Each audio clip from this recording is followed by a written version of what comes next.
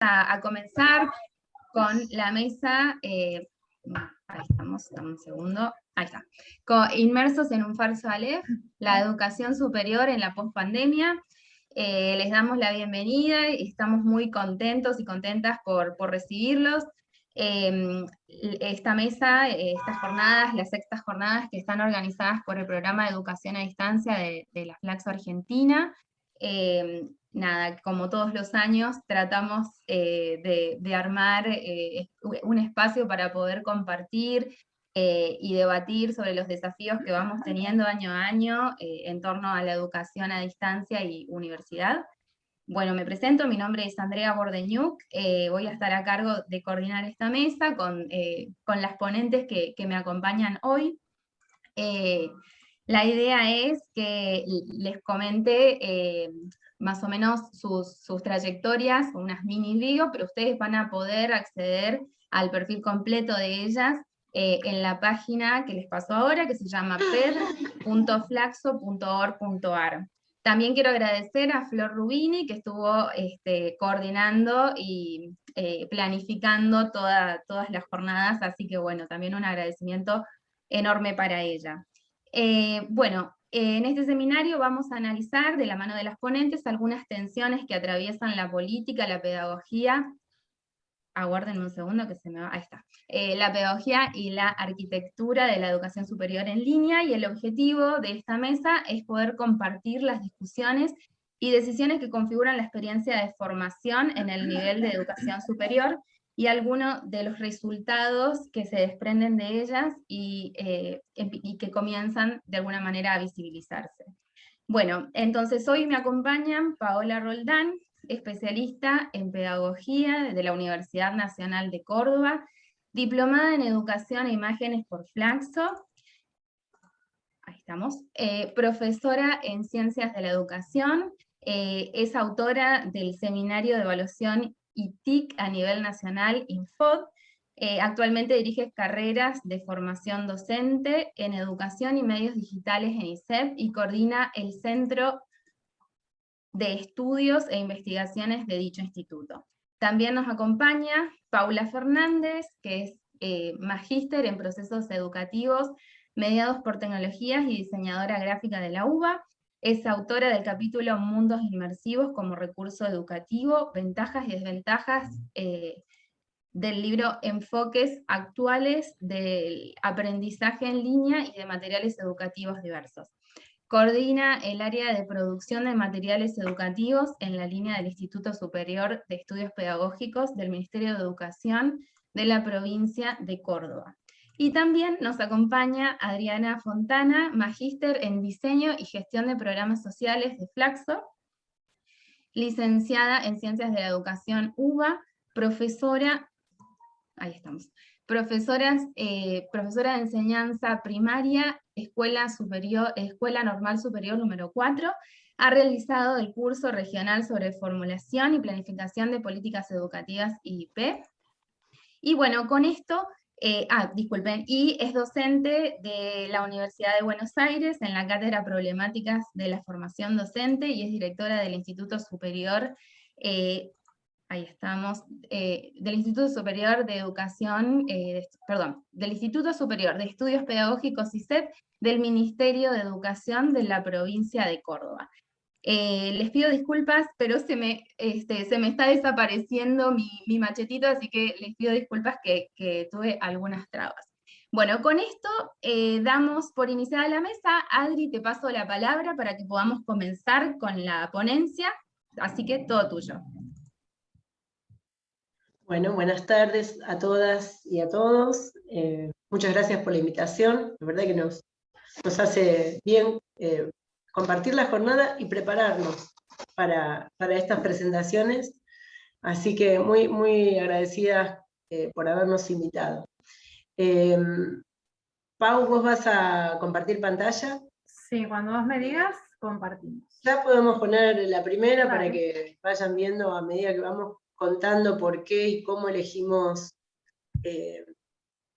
hacer este planteo con la primera idea que tenemos y sobre la cual vamos a arrancar. ¿Se ve en pantalla? Dentro del abanico de problemas alrededor de los cuales es posible analizar la educación superior en la pospandemia, elegimos en esta jornada hacer referencia a un problema complejo, mejor sería decir escurridizo, cuando intentamos definirlo. No alcanzaríamos a señalarlo con precisión si dijéramos que el problema sobre el cual nos interesa compartir con ustedes algunas reflexiones es la aparente tendencia que corre la educación superior a los entornos digitales. Como ya se está diciendo en algunos espacios de debates, después de la pandemia, cito una nota que tomé en un webinar en el que participé recientemente, la nueva normalidad de la educación superior es que la masividad pasa por la infraestructura tecnológica. Luego, es sabido que, de modo a veces muy ligero, la masividad se asocia a la inclusión y la igualdad. Nos interesa este problema, nos interesa analizarlo desde una perspectiva política, pedagógica y organizacional. Es decir, mirando el dispositivo sociotécnico en el que se materializa la experiencia educativa. A diferencia de lo que está ocurriendo con otros niveles de la educación obligatoria, en el nivel superior parece correr esa condición de que afrontar la mudanza a los entornos digitales es una oportunidad. ¿Es una mejor oportunidad? Quizás sí, quizás no de modo absoluto. En cualquier caso, lo que nos parece es que nos hacen falta jornadas como estas, en las que podamos analizar, discutir sobre estos asuntos. No va a que nos pase, decíamos con mis compañeras con las que voy a compartir esta disertación, como en el cuento de Borges, que una vez que superamos la fascinación, nos llega esta advertencia borgiana y nos vemos inmersos en un falso Aleph. Voy a repasar brevemente la idea del Aleph para quienes no recuerdan el cuento, no lo han leído. El Aleph es algo tremendo. Un punto del espacio que contiene todos los puntos. Contiene el mundo. El lugar donde están, sin confundirse, todos los lugares de la orbe, le dice Carlos Argentino Daneri a Borges. ¿No? ¿Les suena? Si no fuera que el libro en el que se publicó este cuento es de 1949, Daneri podría jactarse de superar a Google, donde todos creemos que encontramos todo, ¿no? Claramente la invención borgiana es superior.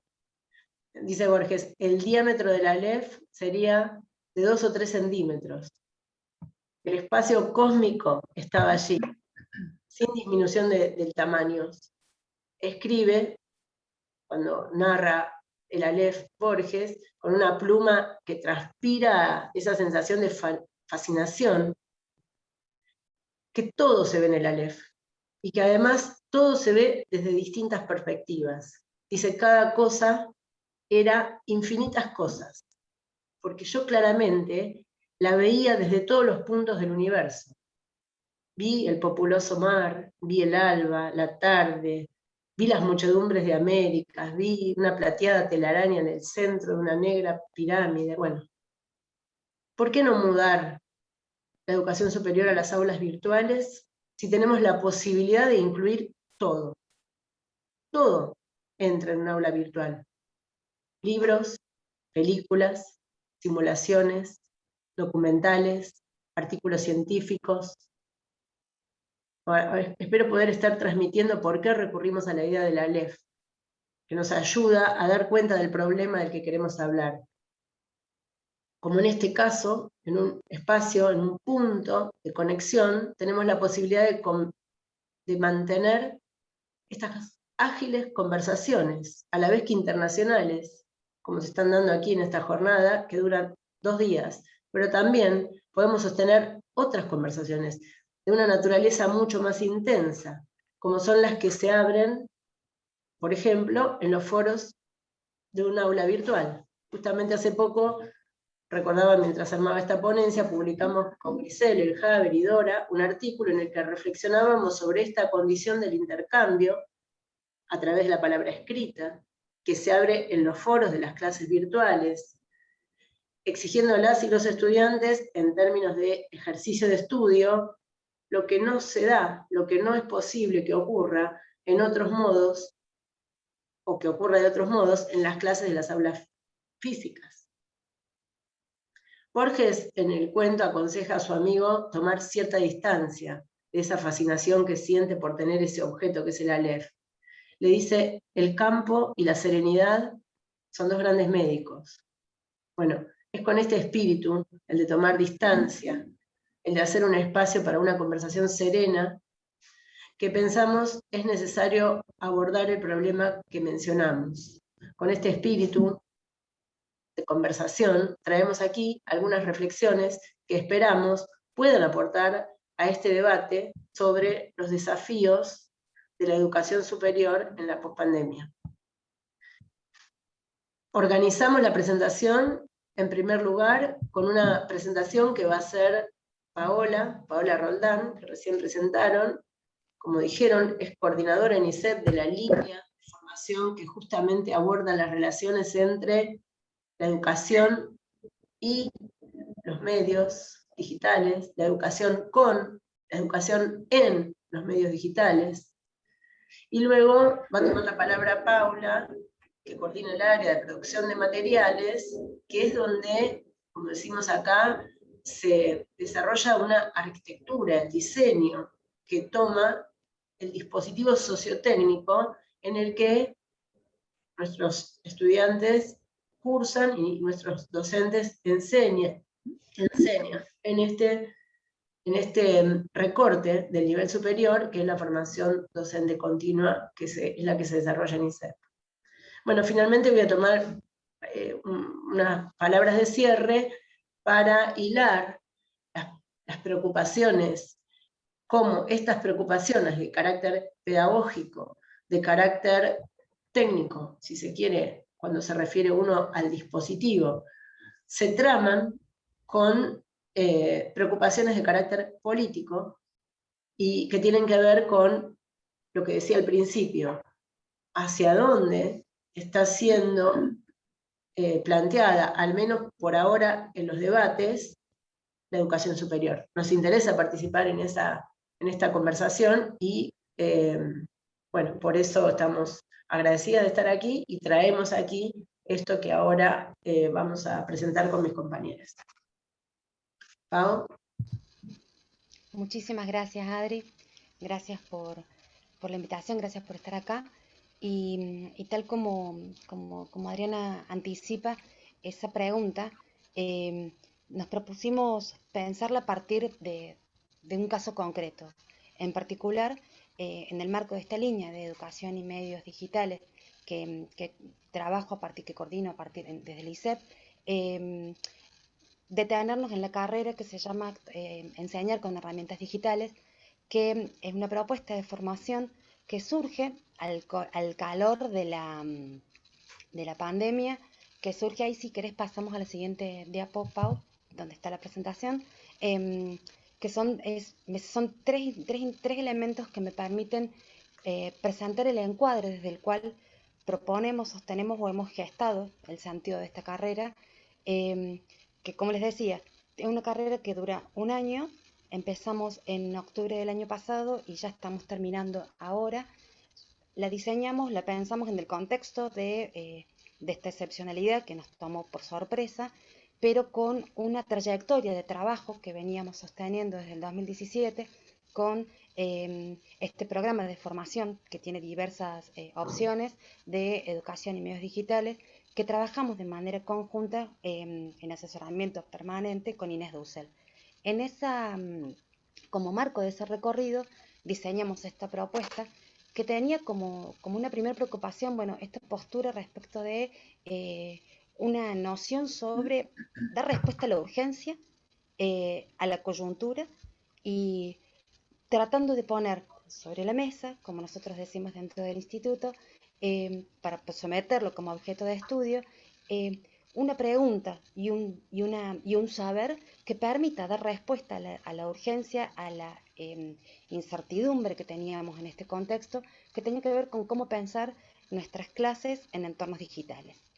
En ese sentido, lo que nos propusimos pensar es, diseñamos una propuesta que, como les decía, dura un año, tiene un conjunto de módulos teóricos o más conceptuales, de conceptualización, donde abordan temáticas que tienen que ver con el oficio docente, cómo pensar la enseñanza en este contexto desenmarcado del que nos estaba generando la dislocación del espacio de la escuela y una mirada en particular sobre cómo trabajar la evaluación en estos contextos, en estos nuevos escenarios, a partir de otras dos instancias que nosotros llamamos Ateneo y Laboratorio, del cual vamos a hablar dentro de un rato más adelante, que nos permiten pensar esta manera de entender la formación docente como una instancia de experiencia. Como entendemos que no hay, que el modo de transitar la formación docente tiene que ver con aquello que nos pasa, que nos atraviesa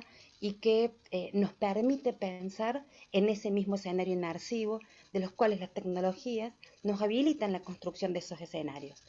Desde antes de la pandemia sabíamos que para pensar las propuestas de formación docente con medios digitales no alcanzaba, no era suficiente con abordar la manipulación técnica de las herramientas, es decir, cómo se usa tal aplicación, cómo usar como recurso tal herramienta, etc. Con la pandemia nos dimos cuenta de sobra que todos los docentes aprendimos con rapidez a usar y a desplegar distintos usos de plataforma, pero lo que sí nos generó incertidumbre, nos generó preguntas profundas respecto de nuestro hacer es no cómo usar Zoom, no cómo usar Meet, no cómo usar Padlet, sino cómo pensar la regulación de los tiempos, de los espacios, la organización del trabajo escolar en estos escenarios poco enmarcados. Cómo pensar la clase en cómo construir rutinas que son parte de ese hacer docente de la clase. Esto que en el marco del primer módulo Adriana Fontana se sostiene como este oficio docente, como ese hacer cotidiano, cómo eso se despliega en estos escenarios que pareciera que no es tan sencillo iniciar cuando comienza una clase y cuando termina en esas clases de 24/7 desplegadas por WhatsApp.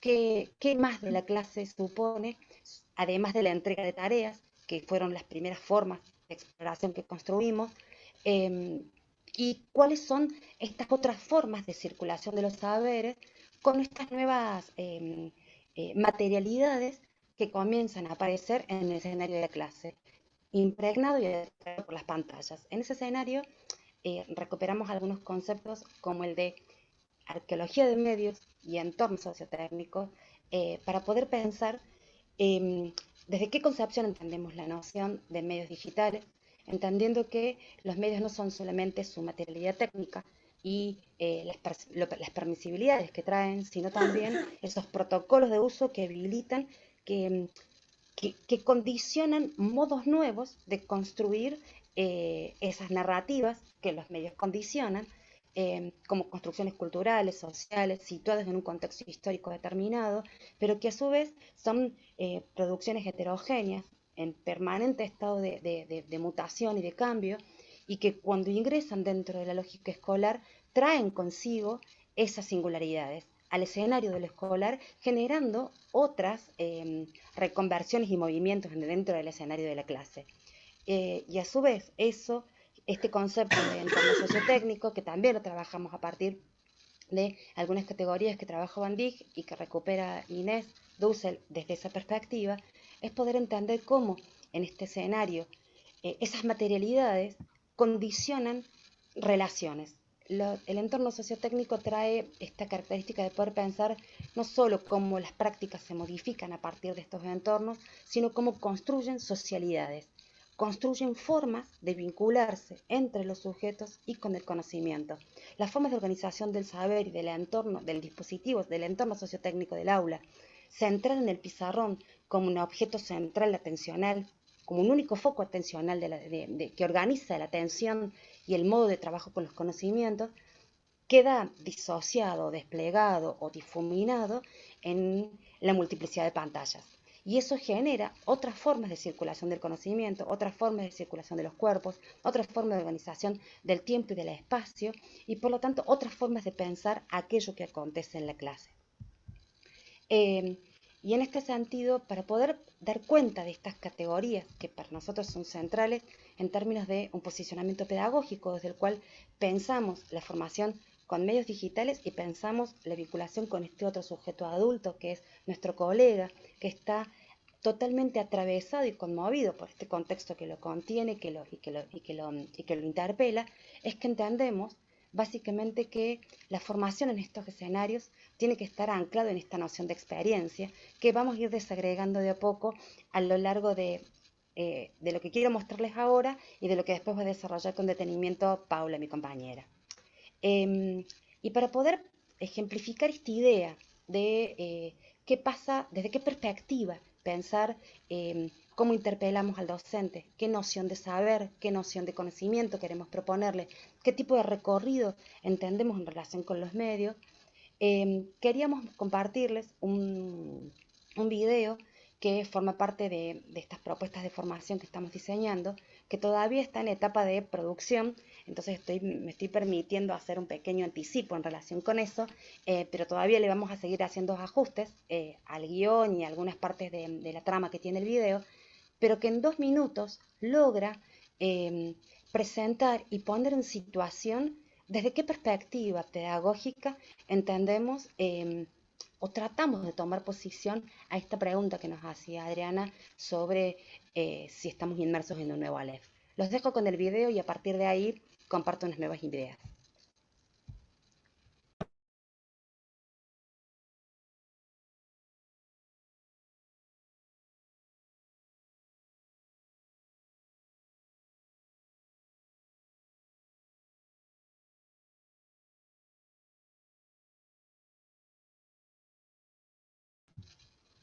Yo no escucho, Paula, no sé si se escucha.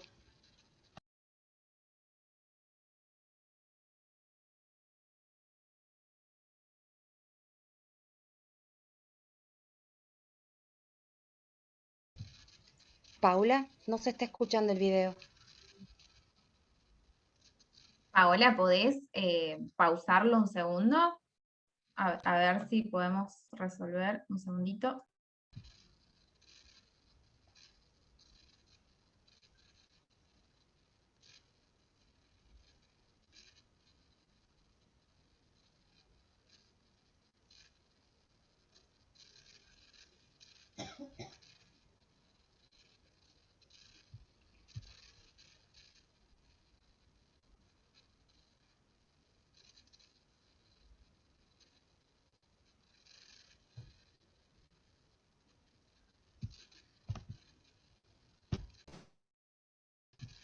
Paula, ¿estás intentando?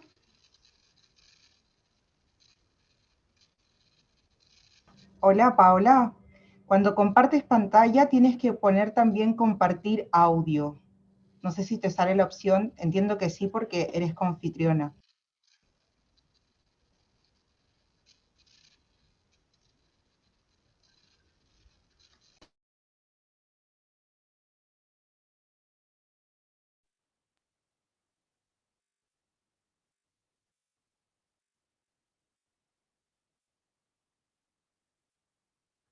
Sí, ahí está. A ver, ¿va de Bien. nuevo? Dale, perfecto.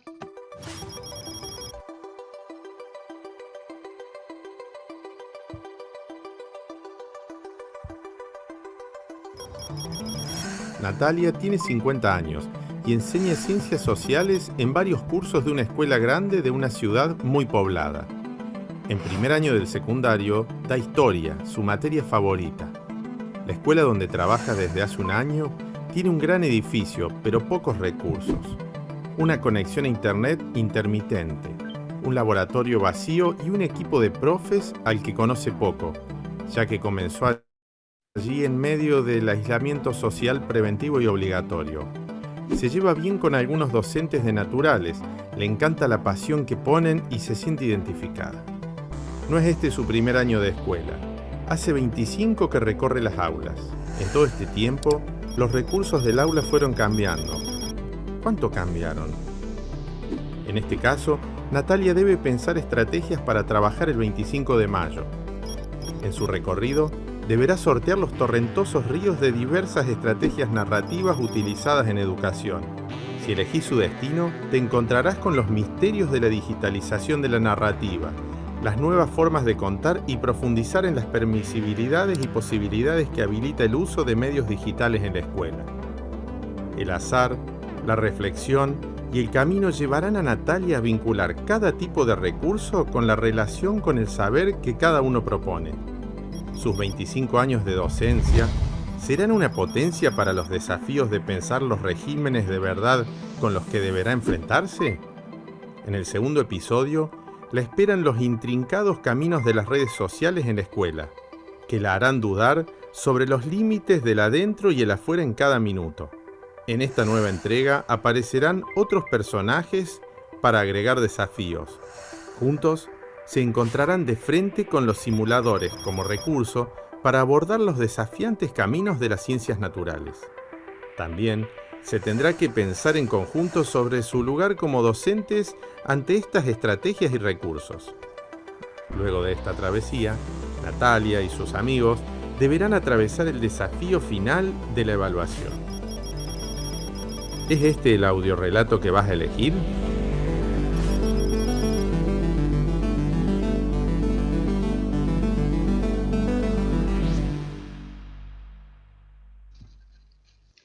Bien, este material es un anticipo que se les propone a los estudiantes, a los docentes, como un preludio para poder elegir dentro del marco de un recorrido que tiene como el espíritu de un laboratorio, que les permite recorrer cuál es el trayecto o el tramo con cual quisieran identificarse y que les parece relevante hacer la propuesta formativa. Ahí tenemos un primer supuesto, que es que, digamos, como discusión pedagógica desde el punto de vista del conocimiento o del saber que se transmite, en términos de ideas pedagógicas que sostenemos, es que hay discusiones comunes, centrales, que sostienen la problemática del campo, en este caso, cómo pensar la integración de los medios en propuestas educativas, pero también que hay cuáles son aquellos imprescindibles que se consideran necesarios, y nosotros al interior de los equipos de quienes escribimos los materiales, quienes trabajamos como autores de esos espacios, discutimos, bueno, cuáles son los respondidos indispensables y cuáles son aquellos que pueden hacer bifurcaciones. Y en ese sentido, habilitar la posibilidad de que el recorrido por un trayecto formativo tenga alternativas de focos conceptuales, de problemáticas de la práctica singulares, de desafíos pedagógicos, o en términos de desafíos porque es una terminología que usamos para aproximarla a la noción de el juego de elige tu propia aventura, porque es un discurso más bien pedagógico para trabajarlo desde ahí, es una metáfora en ese sentido, pero no en términos de algo así como que de pasos a seguir, sino en términos de preocupaciones para sostener ese recorrido. Sí, la idea y la convicción es de que el saber, entonces, tiene distintas posibilidades, bifurcaciones, transformaciones, y que puede ser abordado desde múltiples perspectivas. Y hay un posicionamiento pedagógico y epistemológico profundo en el marco del diseño de estas propuestas.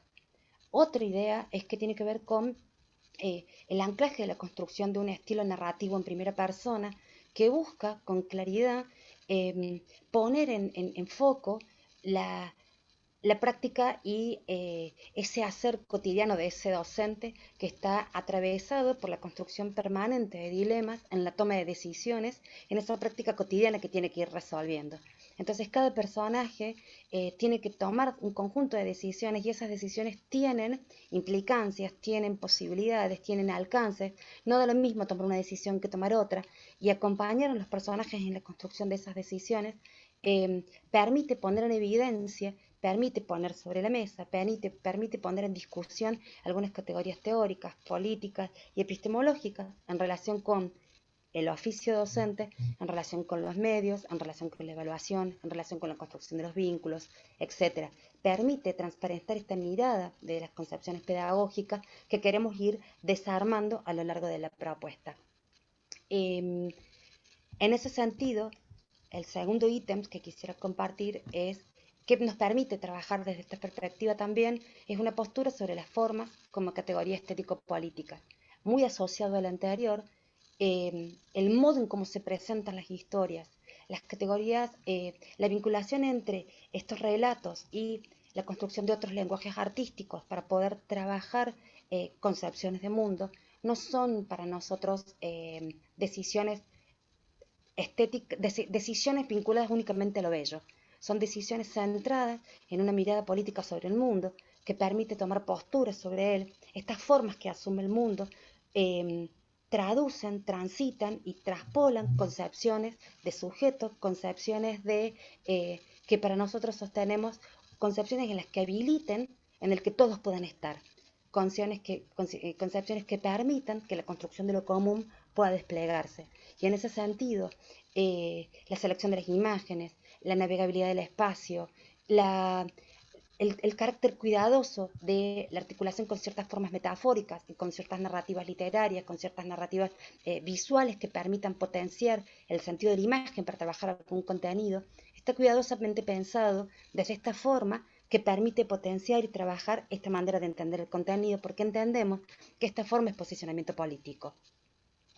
Un tercer elemento que tiene que ver con esta perspectiva anclada en el oficio docente y en los haceres del aula, que algo anticipé antes de mostrar el video, que tiene que ver con ese docente que en primera persona está trasvasado por esa preocupación de tomar decisiones, y esas decisiones que en el marco del módulo sostenemos no son a veces ese oficio docente. Trabaja Adriana la metáfora de trabajarlo a partir de una artesanía que se talla, que se construye y que centrada en una dimensión técnica que a veces está invisibilizada porque está construida de esos haceres cotidianos muy pequeños que no se escuchan, que no se ven, esos gestos que terminan habilitando, que son los que posibilitan el ingreso de la palabra, que son los que posibilitan la construcción de una mirada, que son los que posibilitan la percepción de darnos cuenta de quiénes están y quiénes no están, quiénes escuchan, quiénes están siguiendo nuestra propuesta y quiénes van quedando fuera.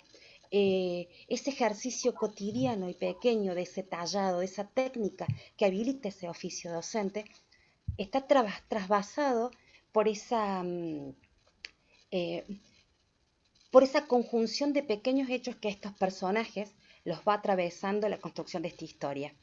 Por eso ese anticipo habla de lo que va pasando en el primer episodio y lo que luego pasa en el segundo episodio por las circunstancias con las que se va encontrando este personaje mientras está pensando qué pasa con su práctica, qué pasa con sus estudiantes y cuáles son esos problemas que de la práctica lo atraviesan y lo condicionan. Y en ese sentido, la construcción de los guiones han sido profundamente cuidado y detallado, tratando de que esos problemas que traemos como objeto puedan convertirse en insumo de saberes pedagógicos y que poder producir saber pedagógico a partir de esas experiencias y de esos dilemas que nuestros personajes transitan. Y por último, una mirada sobre el mundo. Y en este sentido quisiera compartir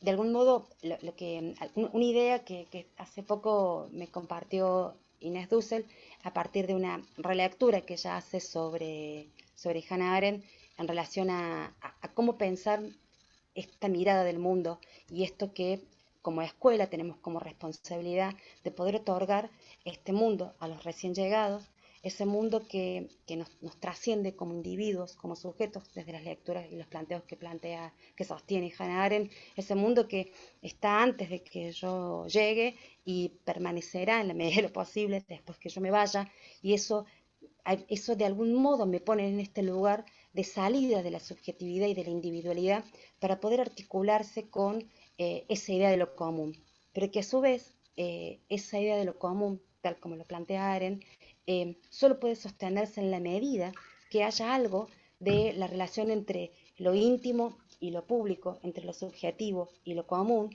que permita tramitar algo ahí en la construcción del modo en cómo vivo y cómo habito el mundo.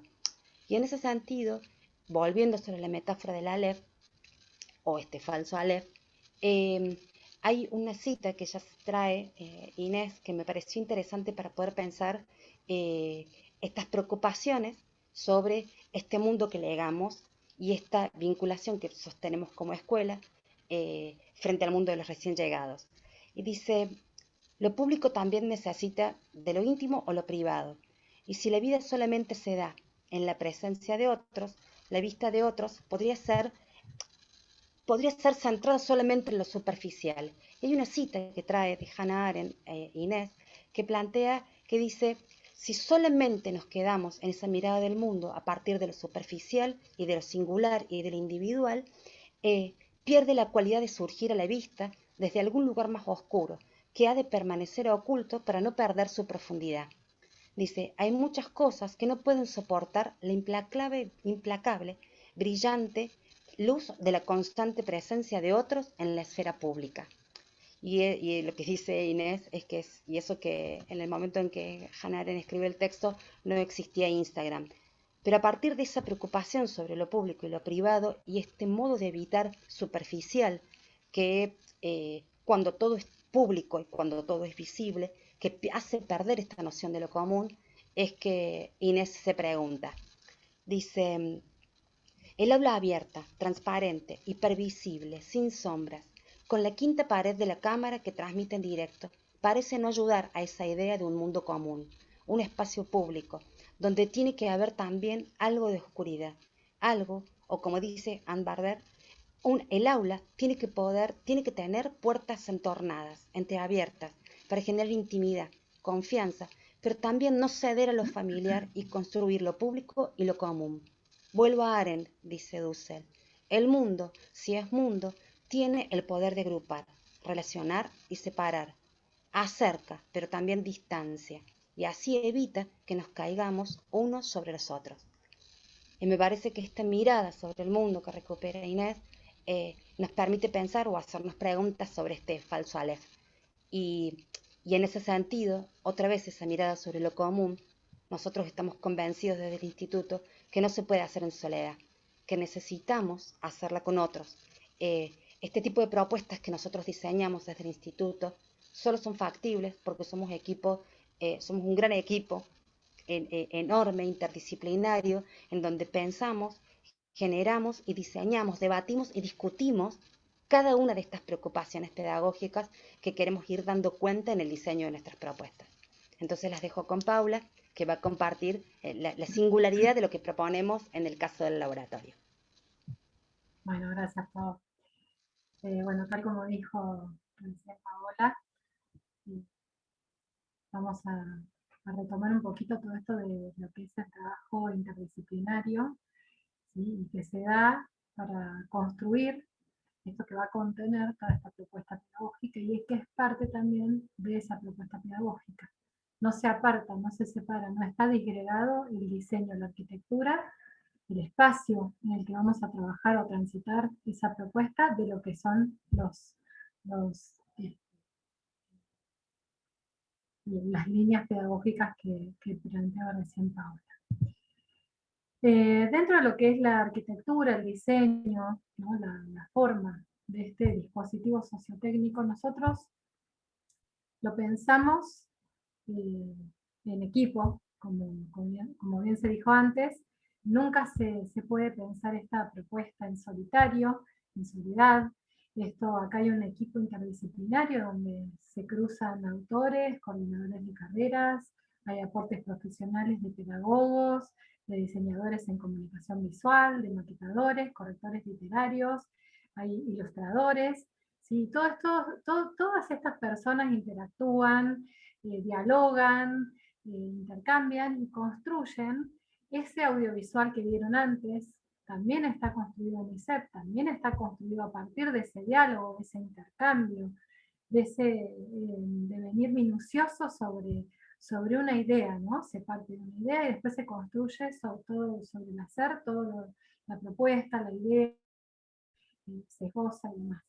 Y se termina armando o bien un material audiovisual o un material hipermedial que invita siempre al cursante nuestro a sumergirse en este recorrido que tiene que ver con búsqueda, ¿sí? Con una exploración, muy lejos de ser una lectura lineal. Yo acá me estoy sumergiendo un poco en lo que es uno de los espacios que presentamos, que tenemos dentro de la propuesta de la actualización académica en enseñar con herramientas digitales, que es el laboratorio. ¿Sí? El laboratorio tiene esa particularidad de que invita y lleva al cursante a esta exploración de un espacio no lineal.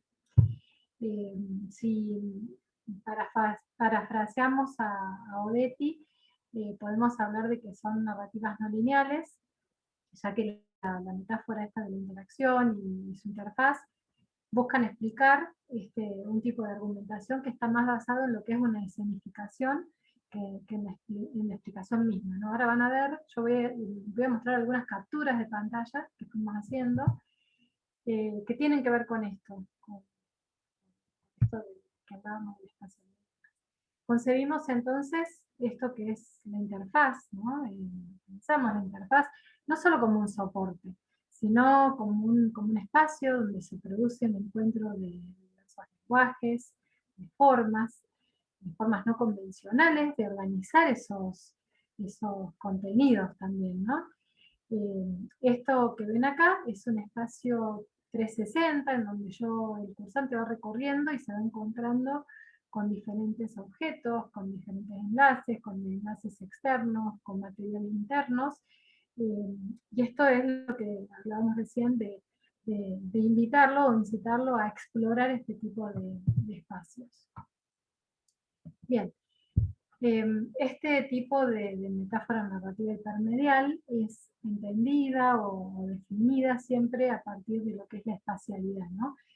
Se la define o se la nombra como espaciales, y es allí donde se da precisamente la interacción. Este tipo de entornos o espacios es bastante característico de los videojuegos, seguramente lo tienen presente por ese lado, y también algunas redes sociales que trabajan con esto de espacialidad, ¿no? Y por ende son rasgos propios de la cultura digital imperante hoy. Acá nos valemos de la espacialidad en esta propuesta para propiciar recorridos que inician y cierran donde el lector, donde nuestro receptor, que es nuestro cursante, decide.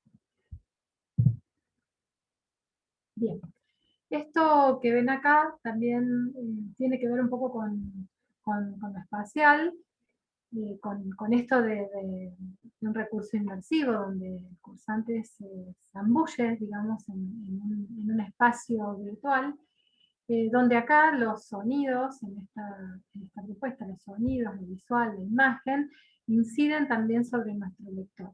Ese lector que hoy se transforma en constructor, ¿no? De una narrativa a partir de interactuar con estos lenguajes, con este espacio, con una interfaz que incita a tomar decisiones textuales. Y cuando hablo de decisiones textuales, voy al sentido más amplio de la palabra textual, ¿no?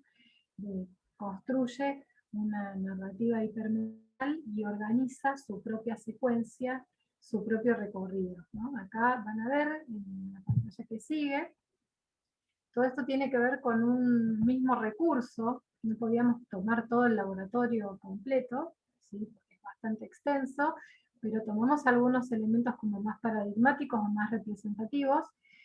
Como dije antes, es un espacio tridimensional, es un espacio 360, en donde todo esto es una misma sala donde al girar, al recorrer, el cursante va encontrando distintos elementos montados sobre este espacio 3D. ¿Por qué trabajamos con esto? Porque nos parece que, bueno, que esto es una forma de trabajar lo que es la convergencia de medios, de diferentes lenguajes, de diversas sustancias expresivas que fuimos sumando, ¿no? Pensando que para Jenkins, por ejemplo, la convergencia da lugar a las llamadas narrativas transmediáticas, ¿no? Y digamos, nos referimos a historias que comienzan en un medio y se expanden a lo largo y a lo ancho de todo lo que es la ecología mediática. Para Henry Jenkins, la convergencia cultural incluye narrativas transmediáticas y una fuerte presencia de los contenidos que son generados por los propios usuarios, en este caso por nuestros cursantes. ¿Sí? Estas imágenes, digamos, acá yo menciono las imágenes 360, porque en particular, digamos, las imágenes, en este caso se transforman en imágenes espaciales, no son imágenes planas, son espacios recorribles. Todo esto que nosotros fuimos montando en este laboratorio no es casual. ¿Sí? Todo está pensado a priori, a partir de decisiones pedagógicas, en pensar qué quiero provocar en el otro, cómo quiero que aprenda, qué quiero que aprenda, ¿no? Entonces, pensamos en esto de poder hablar de una curaduría de materiales digitales. Este laboratorio es un laboratorio sobre curaduría de materiales digitales. Y desde ahí invitamos a los cursantes, que son docentes, a reflexionar sobre la práctica curatorial, ¿no? Entonces, ahí vamos sobre la idea de que la curaduría es una práctica que está en permanente construcción y expansión, siempre hacia otros contextos, porque se la comprende, digamos, como un ejercicio cultural cada vez más amplio. En la cultura digital contemporánea, la curaduría es una palabra que se utiliza mucho para nombrar casi todos los procesos que implican selección u organización de contenidos digitales, ¿no? Tal vez nos suena o la tenemos muy presente desde un poco desde la idea del arte, que es con lo que se asocia rápidamente, donde en una curaduría que implica, digamos, una apuesta de arte, las piezas artísticas están cuidadosamente pensadas, expuestas, montadas, ¿sí? Hay todo un proceso de criterios variados detrás de la elección de cada obra, ¿no? Y de dónde lo coloco, por qué lo coloco ahí, por qué monto esa escena de esa manera, ¿no? La curaduría implica eso también, ¿no? Un montaje. Y esto en este sentido, el docente también, en tanto que es artesano en su propia clase, creador de cultura, selecciona, organiza, administra y pone a disposición de sus alumnos lo que considera válido enseñar y mostrar del mundo, ¿no? Y lo hace en base a criterios donde pone en valor o considera sobre cada uno de los recursos o materiales que va seleccionando y sobre los que va decidiendo cuáles incorporar y cuáles no. Considera, por ejemplo, criterios que tienen que ver con la autoridad o criterios que tienen que ver con la utilización del material, si es adecuado o no para el destinatario que lo utilizó, bueno, cómo es esa organización. Esto que ven acá en pantalla es otro espacio, otro material con el que se encuentran, ¿no? Otra presentación, otro espacio recorrible. También hubo otro proceso curatorial que hicimos también sobre diferentes tipos de recursos y herramientas para que pudieran construir su propio proyecto curatorial, en donde el mismo docente, que es cursante, piensa una propuesta y se imagina cómo va a ser, cómo la va a insertar en su clase, cómo va a ponerla en juego, la va a poner en acción en su clase, ¿no?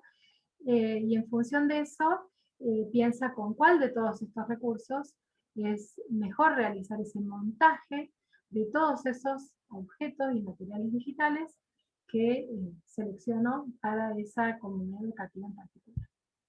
Bueno, y ahora los dejo y les doy pie a Diana para que marque todo esto que trabajamos nosotros a partir de los demás sobre cuestiones que tienen más que ver con la política educativa y que también están presentes en cada una de nuestras propuestas iniciales.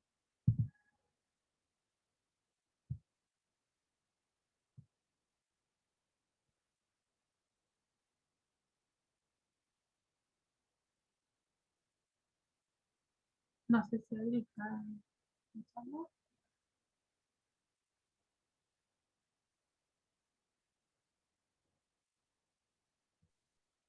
Ahora sí. ¿no? Ahora sí, alguna. Muy breve para cerrar y poder tener un espacio de conversación. Inscribir estas acciones, estas reflexiones sobre que emergen de la experiencia de trabajo en propuestas formativas, y que, por eso decía al principio Andrea en la presentación, habíamos puesto tensiones entre un mundo de posibilidades que se abre con este trabajo que acaba de contar Paula sobre el diseño, sobre la arquitectura de la propuesta del aula o de un laboratorio que recibe a nuestros cursantes.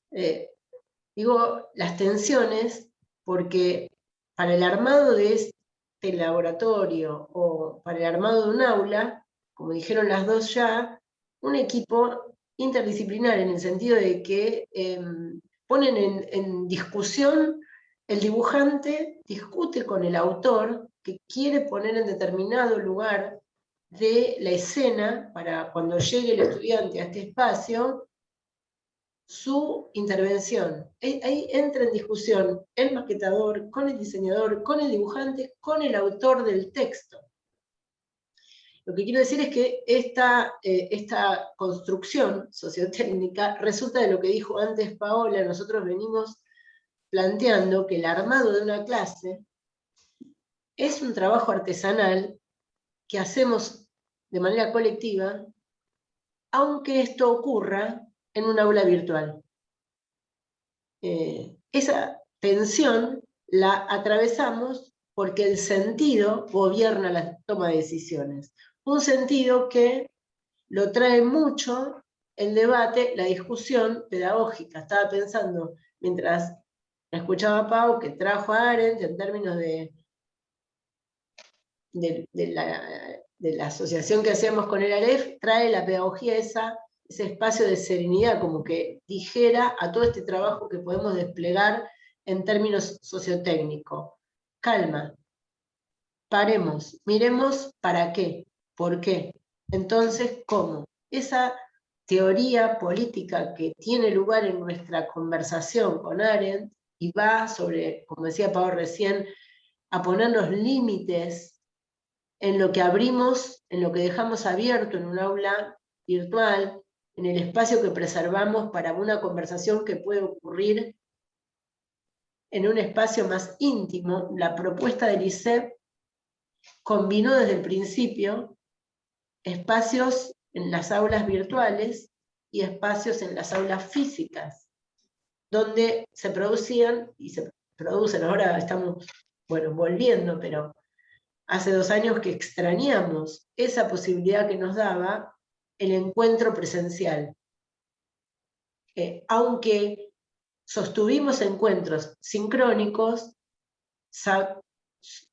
vivimos una diferencia importante de lo que ocurre en un encuentro sincrónico, en un punto de conexión como este, que de alguna manera, lo que decía Pau trayendo a Arendt, ¿no? Se hace visible y es diferente de lo que ocurre, porque cuando terminemos esta conversación grabada va a seguir circulando y otros que ahora no están la van a poder ver, pero también pierde esa condición de posibilidad de la intimidad de la que decía hace un rato Pau trayendo la referencia de Inés a Arendt. Entonces, esta tensión entre la posibilidad de desplegar un aula virtual en términos tecnológicos, con una conversación con la pedagogía, que trama en esa conversación puntos de inflexión o de límite, digamos, es lo que además de hacerlo, estamos estudiando. Y esto es lo que quería mencionar en este último punto de cierre. Quería contar que además de avanzar sobre la acción en el trabajo, de las reflexiones en la cotidiana de cada día, estamos avanzando en unos espacios que nos damos para estudiar lo que pasa con esto que iniciamos, no con la pandemia, en 2016. Nosotros armamos unos grupos de estudio, ahora hace poquito incluso formamos un centro de estudios pedagógicos que justamente lo coordina Pau, y que tiene el estudio en este contexto decimos que esos estudios que se desarrollan en ISEP, impulsados desde la gestión directiva del instituto, y buscan saber los efectos de esta experiencia de formación en el nivel superior cuando ésta se desarrolla en la modalidad combinada, tienen un compromiso con la política, porque tienen que poder contar qué descubrimos en este nuevo formato de pensar y de llevar adelante la formación en el nivel superior, en nuestro caso, la formación docente, pero podríamos ampliarla a otros espacios de formación en el nivel de educación superior. ¿Cómo es la experiencia de estudiar en una modalidad que combina aula presencial con aula virtual? Al interior de nuestro instituto desarrollamos este centro que impulsa que distintos grupos empiecen a mirar lo que está ocurriendo con esta propuesta. En eso estábamos cuando nos sorprendió la pandemia. Entonces, tenemos acá, en esta jornada, podría contar de los más de 10 grupos que ya tenemos, 2 que vienen al caso. Uno, a propósito de lo que ocurrió con la pandemia, se armó un formulario en el que se entrevistó a más de 1.500 egresados y cursantes de ISEP para saber si esta experiencia de haber sido estudiantes de la modalidad combinada de algún modo los había preparado para afrontar el desafío que traía la pandemia. Iniciamos este estudio porque nos empezaban a llegar comentarios respecto de cómo esta experiencia de estudio en la modalidad combinada les había dado herramientas en las instituciones educativas para orientar a los colegas frente a este imprevisto que trajo la pandemia y nos puso a todos en situación de aula virtual, de punto de conexión digital, porque no todas las experiencias, mejor dicho, la mayor parte de las experiencias que se desarrollaron en la pandemia fueron en puntos de conexión, en un Zoom, en un Meet, en un WhatsApp, no fueron en aulas virtuales. En un aula virtual, con un equipo de trabajo, se puede hacer una propuesta como la que mostramos recién. En un punto de conexión, uno consigo mismo, imposible armar un laboratorio como el que recién planteamos. Sí se pueden hacer otras cosas, y bien interesantes, por cierto. Pero son diferentes las experiencias formativas si uno participa en un laboratorio, en un aula virtual, o recibe una propuesta por WhatsApp. Eso, tuvimos un estudio que hicimos sobre eso. Claramente las respuestas fueron que más del 94% dijo que sí, que les había servido la posibilidad de haber cursado en ISEP, de haber sido estudiante en ISEP. No habíamos hecho eso para la pandemia. Habíamos hecho una iniciativa de una institución formadora que combinaba las posibilidades de cursar de manera virtual y presencial, pero nadie estaba pensando en una pandemia. Frente a esta circunstancia, averiguamos, buscamos, preguntamos a ver si algo de esto les había servido. Nos dijeron la mayoría que sí, y curiosamente cuando les preguntamos en qué se sintieron con mayor fortaleza a partir de esta experiencia, más que en el dominio de herramientas digitales, saberes digitales, nos dijeron que se habían sentido respaldados por saberes pedagógicos con los cuales se habían vinculado a lo largo de la cursada que hicieron. El otro estudio, que arrancó antes de la pandemia, pero que con la pandemia tomó ribetes específicos, era la pregunta muy puntual sobre cómo era estudiar en la modalidad combinada, ¿no? Independientemente de que hubiera venido después una pandemia. Estábamos queriendo saber qué pasaba con eso, de ser estudiante en línea. A su vez, como lo están viendo en pantalla ahora, tenemos otros recorridos de estudios que tienen que ver con estar como con una atenta escucha acerca de lo que está pasando en los espacios de debate que trascienden al ISEP y a la provincia. Como ven, acopiamos lo que podemos para mirar qué se está discutiendo sobre el nivel superior en distintos lugares y distintas instituciones y participantes de diferentes países, y nos interesa estar atentos a esa discusión, a ese debate. Pau, si mostramos la placa que sigue, pueden ellos mirar que tenemos notas que van dando cuenta de una conversación que se está dando y sobre la cual queremos, como decíamos al principio, tener serenidad para pensar. Se está señalando muchísimos de los estudios que están escritos o que están en webinars o que están en conferencias, se está escuchando esto, ¿no? La educación virtual ha venido para quedarse.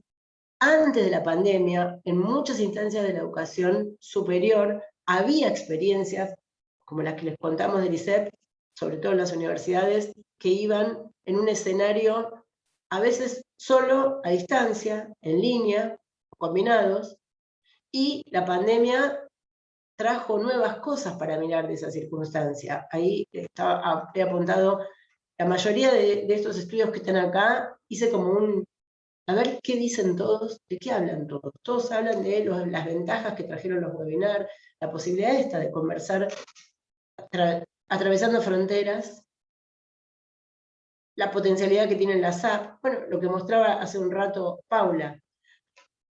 Se está hablando de las clases invertidas, del profesor mentor, se está hablando de la experiencia social de los estudiantes que cursan en línea, algo que quizás antes de la pandemia no se atendía, porque había márgenes para la experiencia social de manera más natural.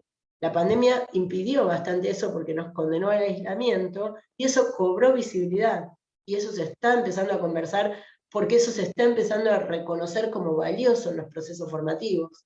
Lo mismo la autonomía de los estudiantes, estamos hablando del nivel superior, ¿no? En la decisión de elegir su recorrido, se habla de una ruta de la formación en la que los estudiantes pueden tomar decisiones sobre cómo combinan sus avances en la formación de grado, en la formación de posgrado. Me impactó encontrar que se reconoce que ha aumentado el nivel de matrículas. Ahí tomé una nota que le hicieron a Oscar Alpa, secretario de Políticas Universitarias, que decía que apuntamos a que de ahora en más todo vaya a un modelo mixto, que el 2020 nos mostró que aumenta el número de inscritos y también aumenta el número de graduados. Esto que les decía recién, la ruta de aprendizaje hace que el estudiante pueda tomar decisiones, o sea, se lo concibe desde una perspectiva en la que su autonomía es muy importante, y también es muy importante la articulación, el trabajo colaborativo hacia el interior de las instituciones y entre instituciones. Estamos mirando este panorama, no estamos pronunciándonos en ningún caso por acuerdo o desacuerdo, simplemente estamos leyendo lo que se está discutiendo, y frente a esto que leemos, pensamos que también hay márgenes para abrir nuevos interrogantes, como los que están en la última placa, y que tienen que ver con cómo se gestionan entonces ahora cómo se van a tener que pensar la gestión institucional. Si pasamos a la última plaquita, Paula, les compartimos las preguntas, unas pocas, solo para dar pistas de que hay nuevos interrogantes que tenemos que permitirnos, que tenemos que poner en común, sobre los cuales tenemos que poder conversar, que tienen que ver con la gestión de las instituciones formadoras que van a ser demandadas en relación a esto que se pronuncia para los estudiantes, ¿no? La colaboración de los estudiantes en la resolución de acciones involucra también una colaboración entre las instituciones. ¿Cómo se redefine la política institucional, la organización, la administración? ¿Cómo se estarían desarrollando los procesos de aprendizaje que estamos teniendo las y los docentes para ejercer la docencia en este nuevo escenario, como les decía hace un ratito cuando les contaba las iniciativas que tenemos hacia el interior del instituto, pero más allá del instituto, habría que pensar en cómo estamos aprendiendo los docentes, además de qué, a ser docentes en esta nueva versión que la pandemia trajo y que ahora, por lo menos entre signos de interrogantes, decíamos, tenemos ganas de hacerle lugar en la agenda de problemas. ¿Cómo va a seguir la educación superior en relación con este escenario virtual? Bueno, ¿cómo se generan esos procesos de aprendizaje nuestros, de los docentes, de las docentes y de las y los estudiantes, a los que nosotros le damos clases en estos nuevos escenarios? No sé, hasta aquí con nuestro aporte como para dar cuenta de las preocupaciones que tenemos y de lo que estamos agarrando en términos de acción y en términos también de estudio, de ponernos a tono con estas preocupaciones. Muchas gracias, Adriana, Paola, Paula. Bueno, si les parecen, les vamos compartiendo algunas de las preguntas que fueron apareciendo por el chat a medida que ustedes iban charlando. ¿Cuáles serían las teorías pedagógicas más importantes? La teoría sociocultural de Vygotsky, las teorías de aprendizaje de Piaget, es una de las preguntas. Voy leyendo de a una si les parece, así pueden ir tomándolas.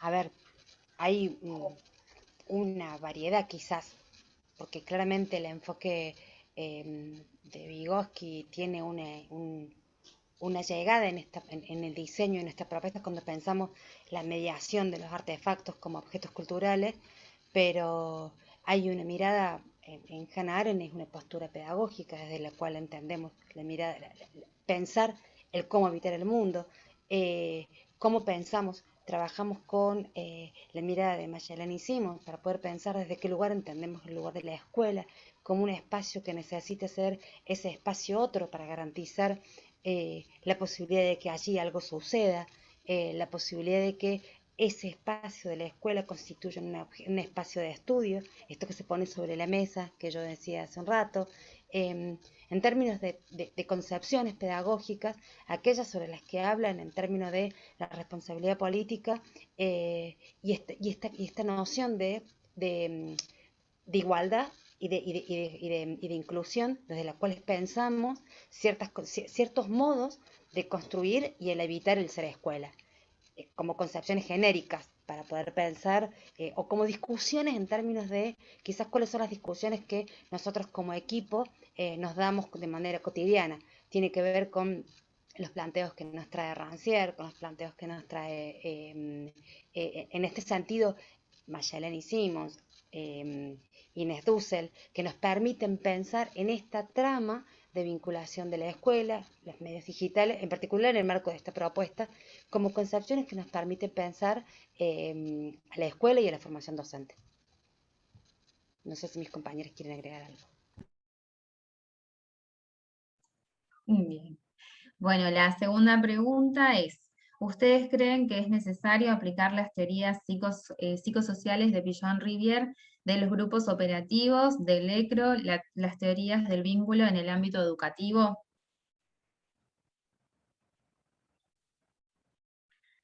Yo las conozco y me parecen interesantes y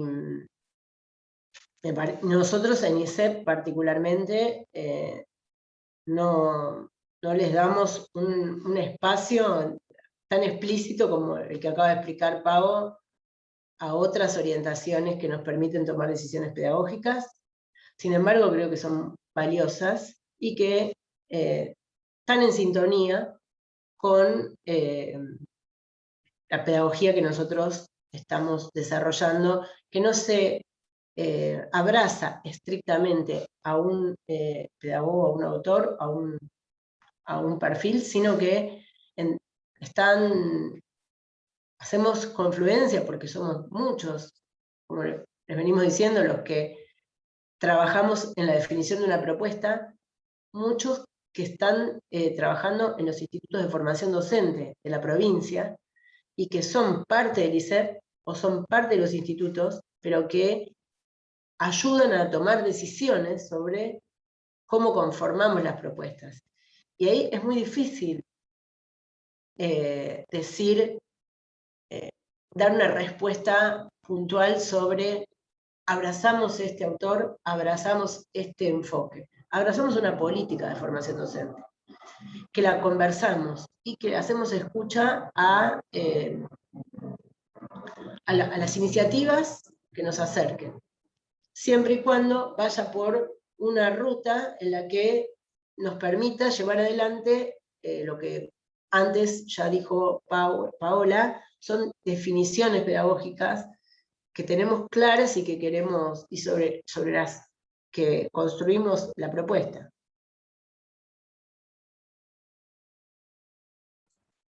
Perfecto. Voy por la tercera. ¿Creen que es necesario tener preparados varios y distintos proyectos psicosociales, psicoeducativos, psicoacadémicos post pandemia, post cuarentena? Y o sea, es muy, muy, muy complicado lo que hizo la pandemia. Y es muy complicado responder en términos tan generales. Entre estos estudios que yo les mostré ahí y algunos otros, se hace lugar a ese tipo de atención más socioemocional que atraviesa a los estudiantes y su condición de estudiante.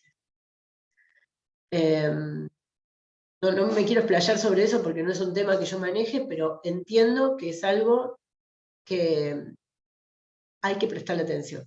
Con especialistas con mucha responsabilidad por la inscripción institucional en la que se desempeñan, ¿no? Nosotros a veces traspolamos con mucha ligereza saberes de un campo disciplinar al nuestro, al educativo. No sé, las neurociencias, que tienen un desarrollo muy valioso y que pueden aportar al campo educativo, pueden hacerlo si son traídas con el debido respeto por la institución educativa. En el sentido que no es cortar y pegar, no es lo que están descubriendo los neurocientistas y que un docente se haga cargo de esos descubrimientos y los ponga en acto en un aula. Esa relación, a veces ligera, es frente a la cual nosotros tenemos como ciertos recaudos, lo que de ningún modo inhibe el diálogo interdisciplinar para pensar la mejor propuesta formativa. Como ya lo mostramos, lo hacemos cada vez que podemos, porque creemos que esa conversación interdisciplinar potencia las posibilidades de la pedagogía. Pero también tenemos cuidados que la pedagogía nos alerta y nos dice el objetivo acá es este, el objetivo de una institución formadora es poner el mundo sobre la mesa, que los estudiantes puedan vincularse con el saber. Ese es el objetivo de una institución formadora, educativa. Y otras instituciones tienen sus propios objetivos y se puede trabajar interinstitucionalmente, sin desdibujar, y que entonces la escuela pase a ser el estudio clínico de los chicos o de los docentes. Yo creo que ahí hay que abrir la conversación, pero hay que tener una conversación que sea cuidadosa. Excelente. ¿Alguna iba a decir algo? Ah, escuché un ruido, perfecto. ¿Cuántos institutos de formación docente tienen la estructura para este desafío? Es otra de las preguntas que recaudamos del chat. Hay algo más de 50 instituciones de formación docentes públicas, y nosotros tenemos una articulación, una asociación, le decimos, con 12 institutos de la provincia que están todos distribuidos en norte, sur, este, oeste de la provincia, para en el principio de los tiempos, cuando combinamos clases en aulas virtuales y en aulas físicas, esas instituciones asociadas, en esas instituciones asociadas se tomaban clases con los profesores, tanto los tutores de las propuestas como los profesores de las clases presenciales, que fueron los tutores, son profesores de las distintas localidades de la provincia. No son profesores del centro de la capital de Córdoba, sino de las distintas localidades en las que están los institutos asociados. Y con ellos tramamos la propuesta formativa. Cada vez más, porque en principio fue más armar el instituto, pero ahora ya somos parte de una acción colectiva que se desarrolla con tenemos un área que llamamos de institutos de formación docente asociados, que dialoga con estos equipos. Tenemos un equipo de cada instituto asociado de más o menos 4 o 5 personas, que sostiene el diálogo entre los institutos de la planta docente del instituto con el ISEP. Eso, después de 5 años, ha cobrado un vigor que no tenía al principio, y que, por supuesto, como todo lo otro que nos pasó, la pandemia también puso ante un nuevo desafío. Pero bueno, tenemos un vínculo muy cercano con los institutos que se hacen eco también de la propuesta formativa del ISEP. Somos parte de una misma propuesta de formación, que es la de la Dirección General de Educación Superior de la provincia de Córdoba, que incluye estos institutos y también al ISEP. Adri, yo sumo una cosita nomás en relación a eso, porque capaz que esclarece un poquito también. Las propuestas nuestras se dan en los IFD de toda la provincia. No es que solamente los cursantes están en Córdoba Capital y en el ISEP. Estos otros IFD con los que nosotros trabajamos codo a codo, porque también se suman y se discute y se pone en diálogo la propuesta antes de ponerla en acción en las aulas. No es que nosotros trabajamos sola, pura y exclusivamente para los cursantes de Córdoba, sino que esto es extensivo a toda la provincia. Entonces, además, cuando los materiales, las aulas, todo es común a todos los IFD. No es que el trabajo es pura y exclusivamente a puertas adentro del ISEP. Al revés, nosotros producimos para todos los IFD. Son parte de la producción de esos materiales docentes de los IFD, como docentes de la UPC o algunos docentes de la Universidad de Córdoba. En algunos casos la conversación es más institucional, y a veces simplemente somos los mismos que trabajamos en unas y en otras instituciones. A veces hay acuerdos institucionales, y a veces es simplemente que docentes que son del ISEP son también compañeros que están trabajando en la UPC y están trabajando en la Universidad de Córdoba. Y a veces hacemos alianzas específicas para desarrollar algunos proyectos, como fue, por ejemplo, la formación de directores. Entonces, eso, ustedes son perfiles todos de instituciones educadoras, y el trabajo interinstitucional es tan potente como costoso.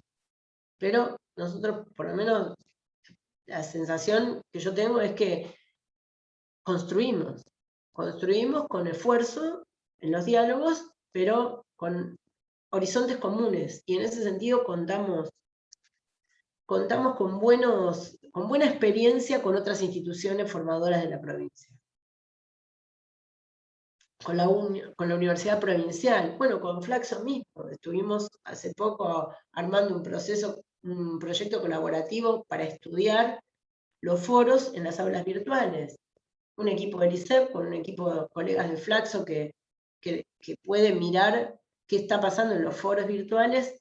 Tuvimos la iniciativa de empezar a explorar esa condición de estudio que se da en esa circunstancia.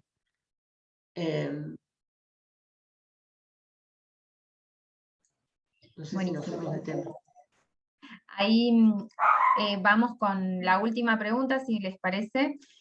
Dice, ¿es posible la creación de las aulas virtuales de los posgrados y de universidades virtuales para favorecer el saber y el perfeccionamiento de jóvenes argentinos graduados de las distintas profesiones de las universidades públicas argentinas? La pregunta empezó diciendo si es posible desarrollar aulas virtuales. Sí, la ¿De las creación de aulas universidades? virtuales, sí, de los posgrados de las universidades virtuales.